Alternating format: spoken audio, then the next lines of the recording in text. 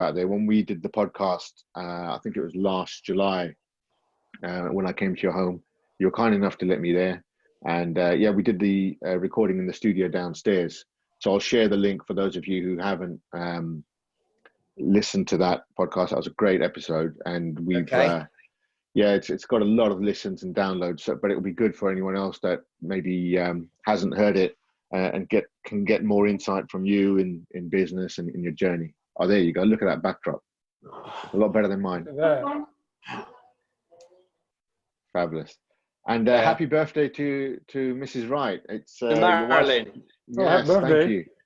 Yes. It's the Queen's birthday also, and Neville kindly accepted coming on here. Yes, she's on the phone at the moment. She's been on the phone all day. She's a workaholic. Yes. And her birthday doesn't stop. But I shall be cooking for her tonight as normal, and a bottle of champagne, no doubt. Fantastic. Yeah. Yes, Lynn, that is well, it's near Peterborough, but yeah, it's looking quite nice where Neville is. It is beautiful. It's like being on holiday. Well, it is a holiday, really. Life is a holiday. It's what you make it. Yeah, absolutely. Yeah. Fantastic. Okay, so just some quick intros. I'll just introduce those who have not been here before. There's myself, there's Roberto and Cal, who's one of our co-hosts for this event, and she's a co-founder of Unlimited Property. I think Cal will be joining us shortly if she hasn't already. And Roberto and I formed Alliance Group last year in January, and since then have been involved in doing some developments. And obviously today we have the wonderful Neville. So what I'm going to do is I'm going to stop sharing my screen. I'm going to have Neville be full screen on my screen here, and then we're gonna kick in with some bit of background. So yeah, thanks all for being here. And Neville, so let's start off first of all with talking about.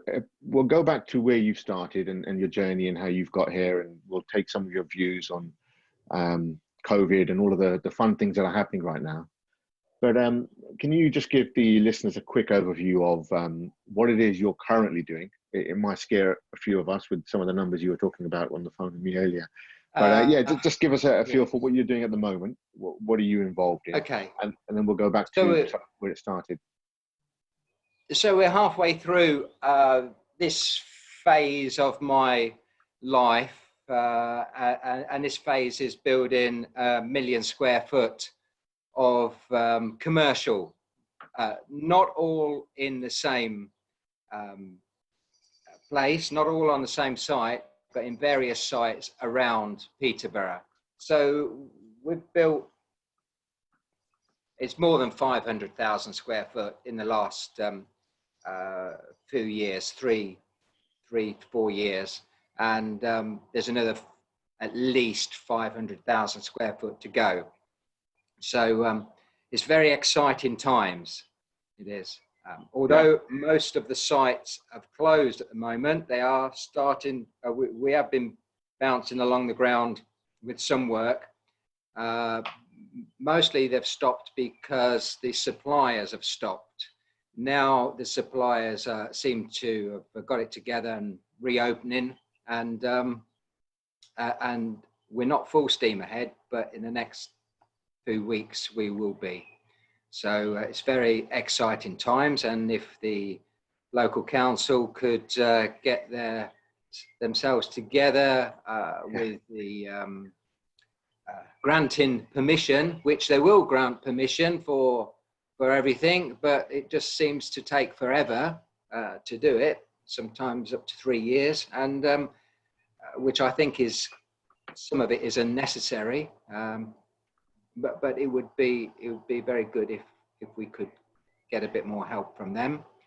So that's what I'm doing. You know, it's mostly commercial. I've got a small company that does renovations on old stone buildings and some new builds. So that's going well, and we've got a lot in the pipeline. We've just bought a farmyard with few acres, and I think there'll be about 19 units in that farmyard, and that's for all existing buildings at the present time. So Okay. that's the kind of thing we're doing, really. Fantastic. And you're still, it's yourself, Mrs. Wright, Marilyn, and your team. We've got a small team.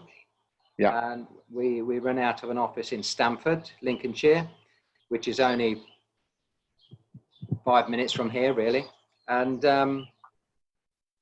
it looks over the meadows. It's superb. Parking spaces. There's 8 parking spaces. So, you know, if anybody knows Stamford or any small town, parking spaces are always at a premium. So we found this barn, which we renovated.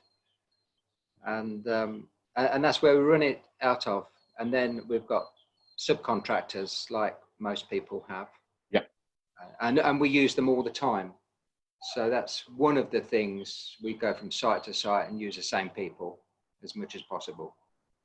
Fantastic. Thanks, Neville. So where did this all start for you? It started, well, the house, the construction and the building. Construction and business. Started, I would say, when I was 4.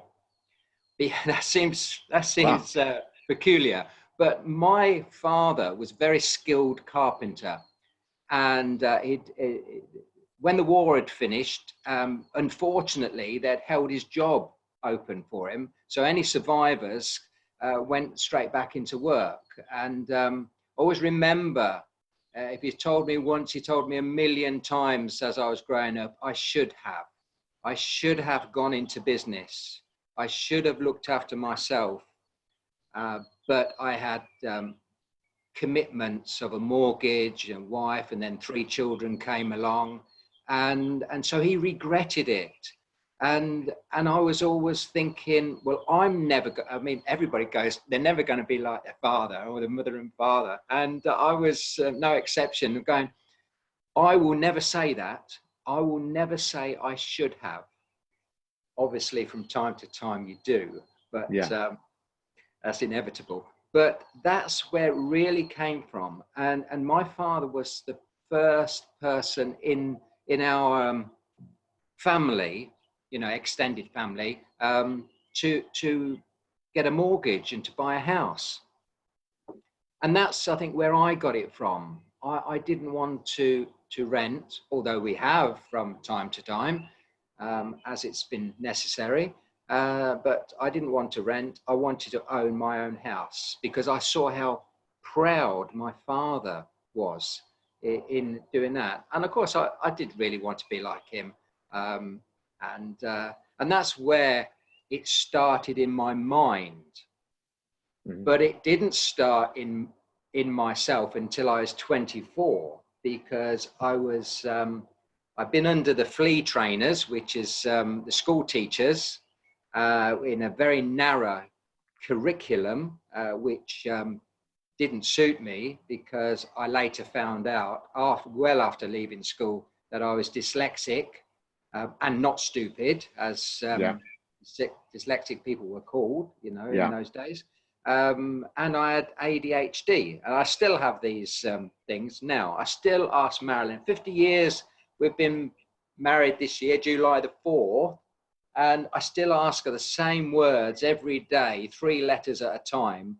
Luckily, I've got spell check and Siri and Google and, you know, things like that, which helps. So it's alleviated her stress quite a lot recently. But I still ask the same things because I can't see what everybody else sees. The letters won't stop in the same place, so it's very difficult. Interesting, yeah. It's been a godsend, really, because difficulty is good. And if you have difficult times, I believe, then you have to work around it. And as they say, think outside of the box to get over the problems. So I was like everybody else at school. I describe it as you're a flea in a jar, jumping up and down. So when you're a little kid of 6, you're jumping all the time. Well, the teacher's going to mentally or verbally knock that out of you. to sit still and do as you're told. And unfortunately, what you're told is not what you want. So I was only ever good at 3 things in school. One of the things was accountancy, and that didn't start until a year before I left school at 14. And the reason I chose accountancy, because I did like adding up and take, you know, whatever. But we had a choice, and the choice was either art, which was playing about painting, or accountancy. Well, out of the 30 kids, 24 of them chose art because they thought it was a bit of a laugh and they could mess about. I couldn't choose art because the thing is, I knew I was always bullied at school, and I knew I would get my jacket with paint on. They'd throw paint at me. So my poor mother, who couldn't afford a new jacket, I had a second-hand one from my brother, hand-me-down, and it was like, she would be devastated if I went home with paint on my jacket. So therefore, I chose accountancy, which 6 other people did. The other thing I learned when I was at school, it wasn't in the curriculum, but it was after school, it was chess. And from 12 years old, I was in the chess club. And basically, it's all about the game. You don't get idiots there. You don't get people calling your name. So it was that was really good for me, chess was. And the other thing, I started about 11 years old, and that was gymnastics. So they're the 3 things I was any good at school, but unfortunately, you didn't spend much time on those 3 subjects. And so I was useless at school, basically. And then I had 17 jobs, and at the age of 24, I realized about life. You know, other people had told me what to do, how to think, and they controlled my life, and they controlled the amount of money that I earned and what I did and the times I did it. So I'd had enough, basically. My back was against the wall. I'd been fired from my 17th job, and it was time. And I begged, my God, standing in that dole queue, I begged him to give me, or her, or whoever it is, to give me another chance. But they didn't. And so I became responsible on the 26th of September, 1974. And that's the day I retired. I'd got nothing. But when people say to me today, why are you not retired? Well, what is retirement? Doing what you want to do. So, you know, that was it. So from 26th of September, 1974, I've never done a day's work in my life. But most people would see me and think, well, you did 16 hours yesterday. And but it's in the mind, it is. So, of course.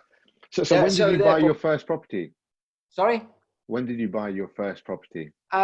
We started looking when we were 16, and well, because I met Marilyn at 15, 1966, and we decided within about 6 weeks we would get married, have a family, and have a house.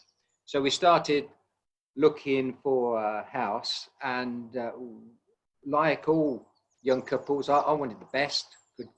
And there were some new chalet bungalows being built near here, and there was £3,000 brand new. And the first time ever in my life I heard somebody dressed in a suit swear. And when I went there, they didn't take the girls' wages, they only took the boys' wages. And he said, you have no fucking chance whatsoever of ever getting a mortgage on your wage. And and so we come out there very disappointed, but we said, what we'll do, we'll go for, that's the top end of the market, having a new place. We'll go to the bottom end. If he says we'll never get a mortgage, what we'll do, we will save the money up and we will buy something cash. And that's what we did. We saved the next couple of years, and we looked around 100 properties, and we just bought something that was derelict, and it was on the market for £1,075. And and we bought it for £650 and spent the next 2 years renovating it. Amazing. Luckily, I had a father that was a skilled person, and he helped me. So that's how our journey on the property ladder started. Mm-hmm. And then you went on to buying and then refurbing and selling it in the same manner. Well, 1970, we got married and moved into the house. 1971, that house was worth 2,100, and that was a terraced house with no front garden, no garage. And we found a house for £2,000, which had got a garage space and a garden in the front. It was semi-detached. So we went from living in a really nice terrace house, comfortable, to again basically unmodernized house, and we went backwards. And if you look at anybody in sports, you know, you go to take a penalty, they walk backwards. You cricket, you go to throw a ball, they walk backwards, and so on. Mm-hmm. And the high jump, you never go up to a high jump and just jump. You have to have a run up. So I learned very quickly that in life, to go forwards, if you want to become rich, and if you want to become whatever you want to do in life, whatever you want, sometimes you have to go backwards. And we was prepared to go backwards because we hadn't found, as my father said, our standard. Because he said, when I bought the terrace house, he lived in a nice bungalow in a nice part of town, and this was only 5 minutes from where he lived. He said, "You're going backwards. You're dropping your standard." And I said, I haven't got a standard, Dad. I said, "You have a standard. I have to find mine." Mm-hmm. Well, you know, I was, and that's how it worked. So I bought and sold, renovated, and then the fourth house, when we was 23. I thought I was a builder by then. So we bought this house and ripped it apart, took the windows out, took the electrics out, the plumbing, half the roof off, the chimney stacks out. And of course we couldn't live in it. So we lived in a 10-foot caravan in the garden.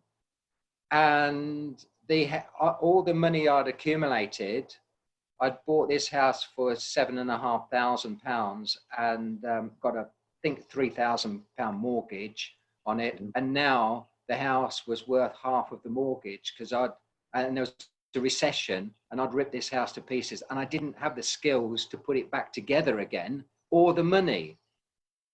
And there we were with a 3-year-old child in the winter of 73, 74, living in this caravan. And people used to say, "How are you getting on in that caravan?" And I used to say, "Well, it's not too bad. It's got running water." And they go, "Oh, did you plumb it in yourself?" I go, "No. Every time we get up in the morning, the condensation is running down the walls."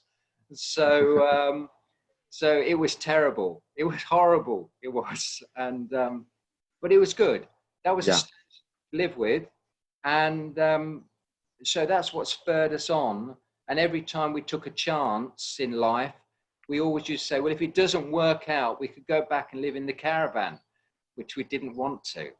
But it was a marvelous thing when you've learned how to cook stinging nettle soup and had dandelions for a salad. You know, wow. If you can survive those kind of days, then you're set. Really. Exactly. No, I think that sets a foundation for a lot of people. If you go through times like that and you've seen what bad looks like, you know, you can do two things. You can either go back there or you can say, "I'll never go back there again," and that can spur you forward. There's going to be a lot of millionaires, multi-millionaires made out of this crisis.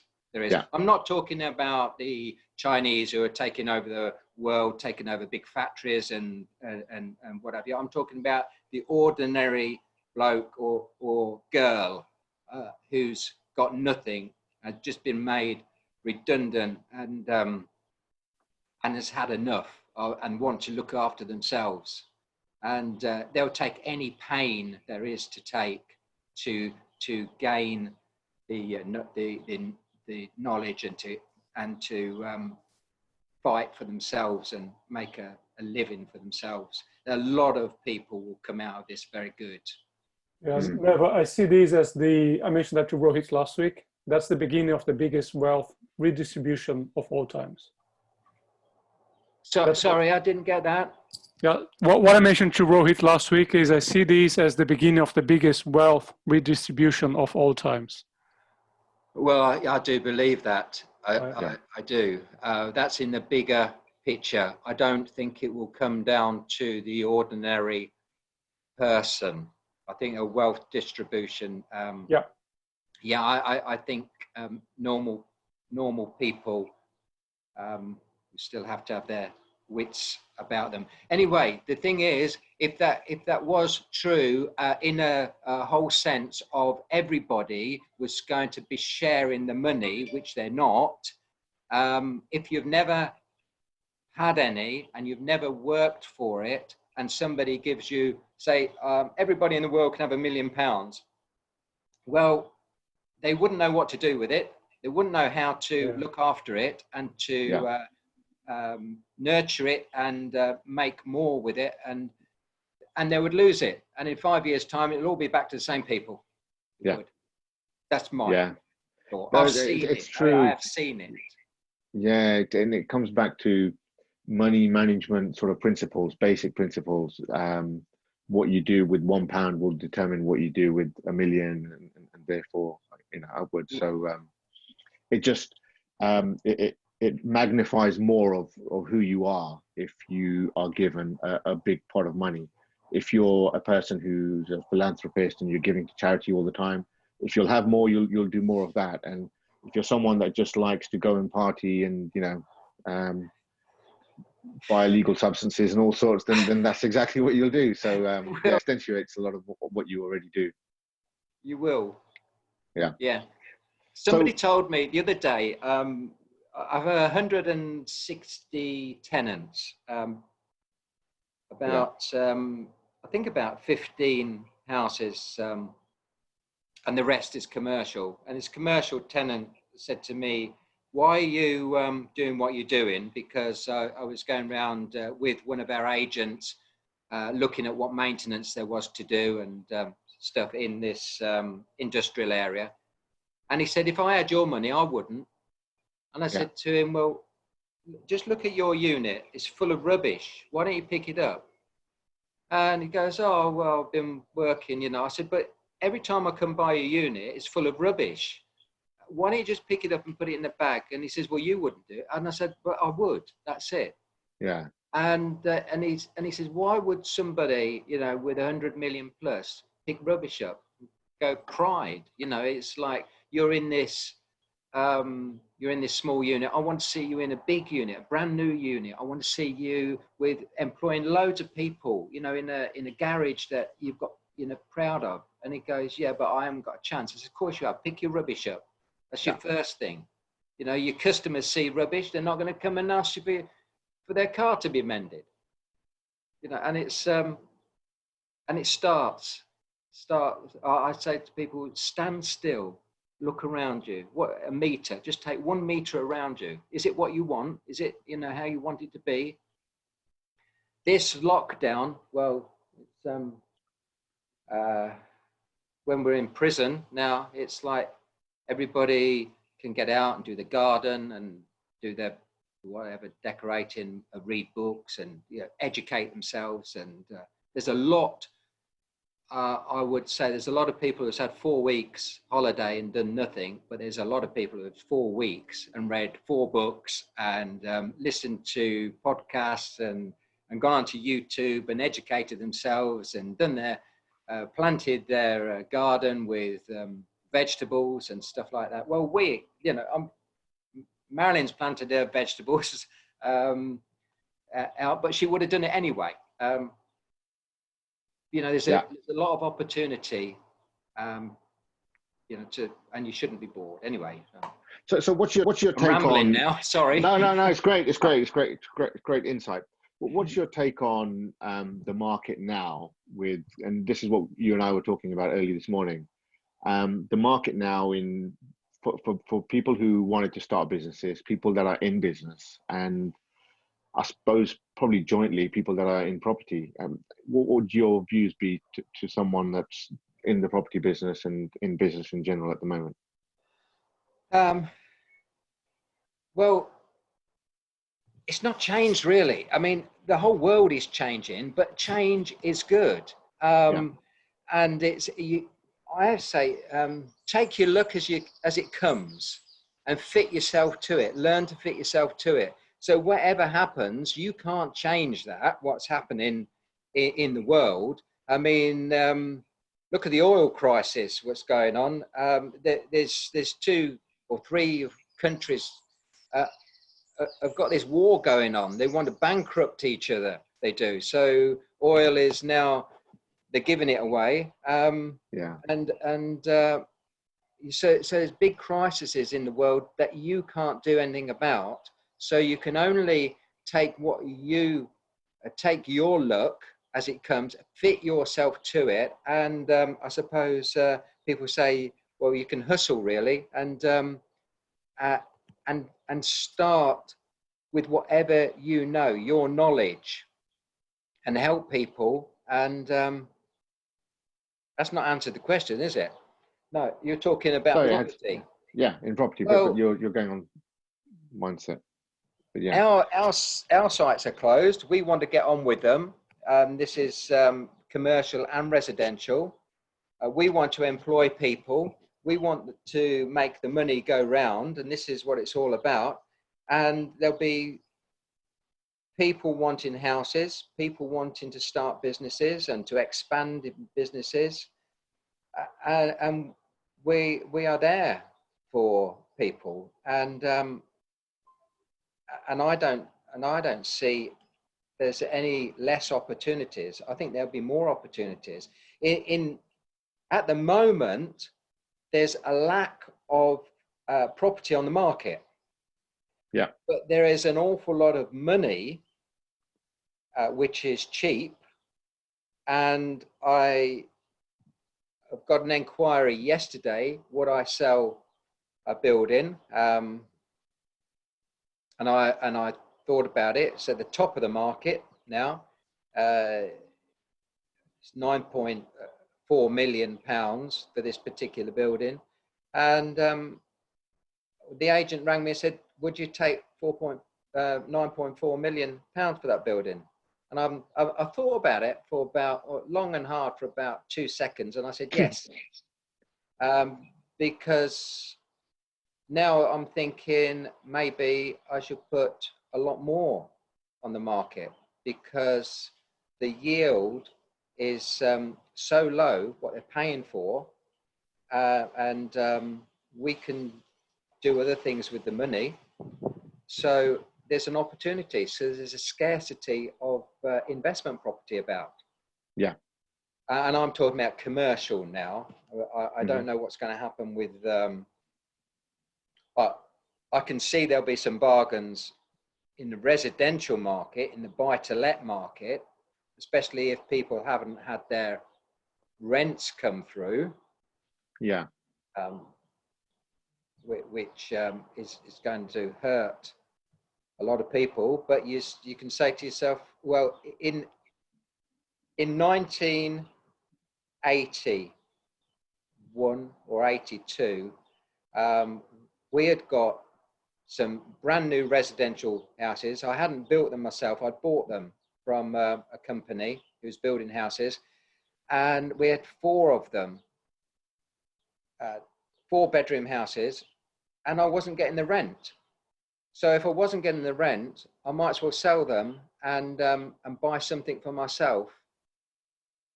And I bought an 8,000 square foot house in the parkland setting with an indoor swimming pool. And there was a recession then, and I picked it up at about half price. It was the dearest house in Lincolnshire, the best one. Yeah. And so I wasn't getting the rent, so I thought I might as well have the benefit myself. So there'll be a lot of changes, there will. And Do you think there'll be some more opportunity for people buying commercial units, as yourself, that you're buying commercial units? Are there more opportunities or less opportunities now that a lot of businesses are now going online, and some are going to collapse and some are going to start up?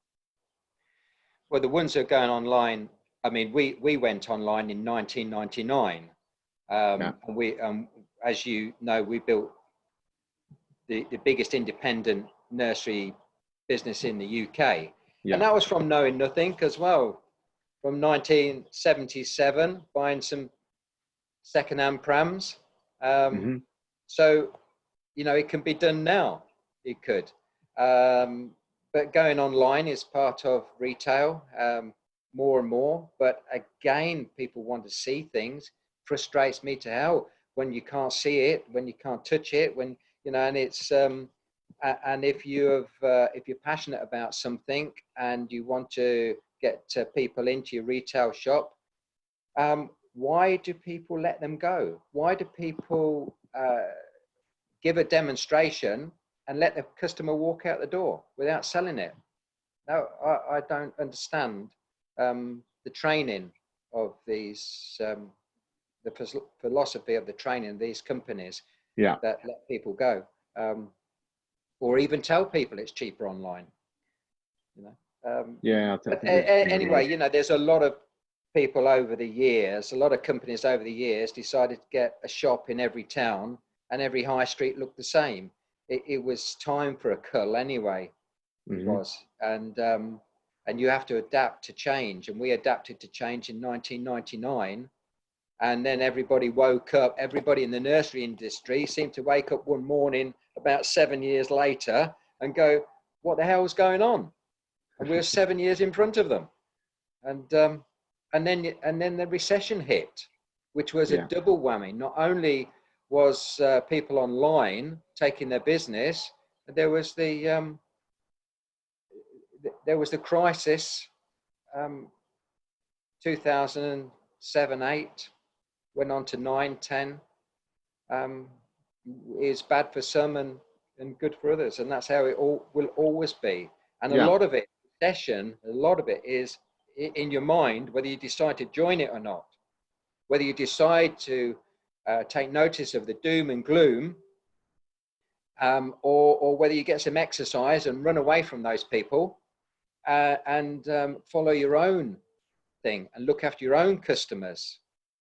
And your customer is the person who's standing in front of you wanting some help. Well, where do you see opportunities very now? often in the recessions to not join the recession club. That's true. That's true. Where do you see opportunities now moving forward? Because I mean, obviously, there's going to be a massive change and a massive shift in the way people do things, buy things, do business, and there'll be some that stay the same, some that evolve, and some that start up. So, where do you see opportunities now for people that are wanting to get into business or are in business at the moment? I don't want to sound vague, but it's everywhere. It's what you are. I say to people, a lot of people go, if I had that money, I could do that. Or if I'd got that, if I was there, I could have bought that. If I could have had that opportunity, I would have made that million. And you go, sorry, no, do not wait until you can find that deal, because that deal will never come. You have to be in it to win it, and you have to be passionate about something. And if not, make yourself passionate about it.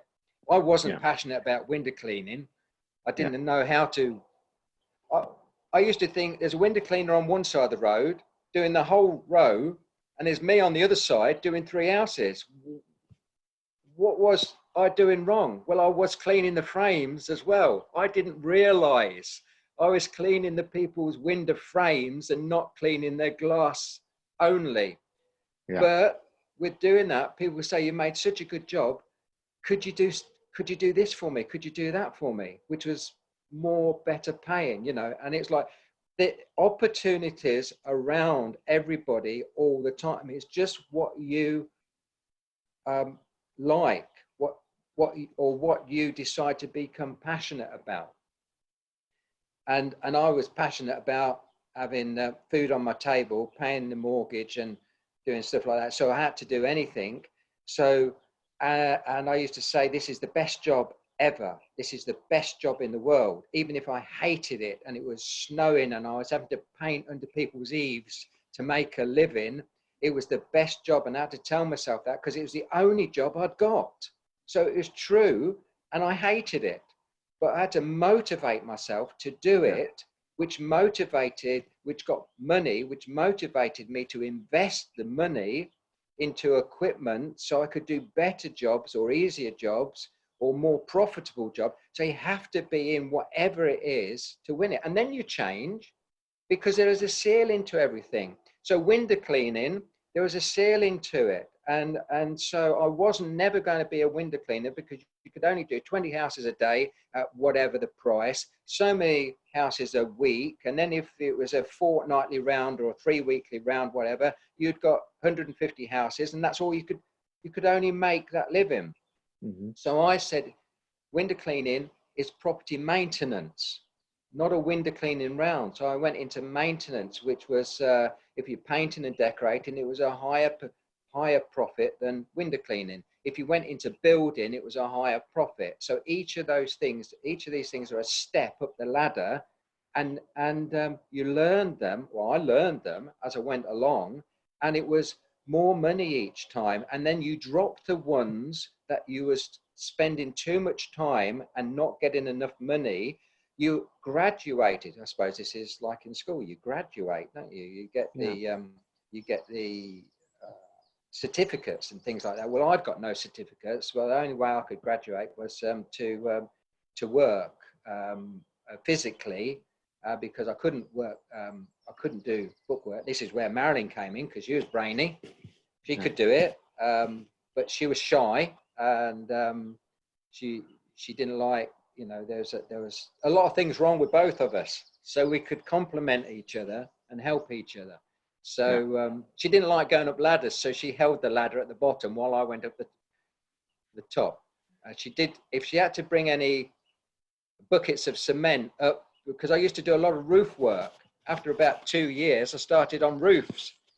But I remember on a 3-story house, she was halfway up the ladder, and she froze and she was crying. She said, I don't like this, I don't like this. And I had to go down the ladder and get the bucket, which was a hell of a job. I should have had a rope, and I should have put the bucket up with a rope, but I didn't, because you don't know these things. Yeah, you learn it. Anyway, so I would say that's a long way round of answering your question. You know, whatever you're passionate about, follow. Thanks. So what I want to do, thanks for sharing that, Neville, and those insights. I want to open up to any Q&A for anyone in the group that wants to ask a question. If you can, just raise your hand and I'll unmute you, or you can ask in the chat here, and we'll ask Neville's thoughts and views on that. So I'm opening it up. Rohit, I'll ask the first question. Neville, thank you very much again for being here. It's you're welcome. Great insights. You, of course, you sold KidCare 2011, 3 years after the big crisis that we had in 2008. Right? How did you pass through? How did you make it grow during that phase? And what kind of additional learnings could you tell us that you had before you just sold KidCare as well? Well, we had sold one in 1980, and we sold one in 1984 and one in 1986. So I had sold going concerns before, but that was to expand. That was because we was getting too busy in that area, and we wanted to expand to a bigger shop. So those were the reasons we did that. But in this this last one, we hit the wall like everybody else did in 2008, and everything went down because we thought we'd really covered everything, because at that time we had the retail business, and we split that up into online and the shop. We had clothing, we had toys, and we had nursery equipment. So that split that up. So there were 6 streams of revenue, and we didn't think all of it could go down. And then we had the property business, which we had got some commercial and some residential. We was buying and selling, was flipping some deals. So we thought we'd got everything covered, and in a recession, it could not all go down. Well, as you know, it did. All what I just said, it went down, and we had to sell we sold as much as we could. We remortgaged as much as we could. We were about 14 million in debt, and we had to sell our house, which we'd lived in for 26 years, and that was in a week, and we had to move into the office for 2.5 years. So and then you think after that, we sold that business for 70 million in cash. What could have gone bust a couple of years before, but we had to innovate. We had to think outside the box. We had to alter the business for what was going on, and that's what you have to do. Yeah, we had to alter our manufacturing, our pricing. We had to alter what we did, how we did it, and to get through it. And we were doing 40 million at the time, and we had just built the new building and put all the systems in, and through 2008, the systems wasn't working. It was a brand new thing.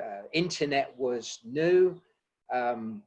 The cardboard boxes was too thin, and everything was getting damaged, and it's, you name it. We was in the forefront of disaster. We was, and anyway, we got through it, and was building the business. We could have built it to 200 million because we'd got 125 full-time staff in one location, and we're self-sufficient really. And then obviously I had the I was approached, and it was another one of those things where you think, well, I've exhausted what we're doing, and do I want to carry on?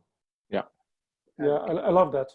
I believe that you guys gave massive action to make it happen as well. So that's beautiful. Thank you. Sorry? You guys put massive action in place to make it happen. So that's great. Thank you.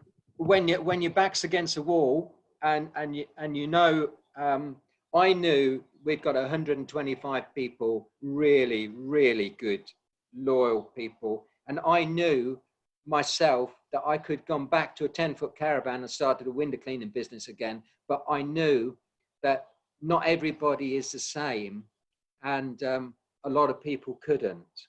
So there was a real incentive for me to burn my bridges again and stick with it, and go for it, and do everything we could to survive. Thanks, Neville. Thanks for sharing that.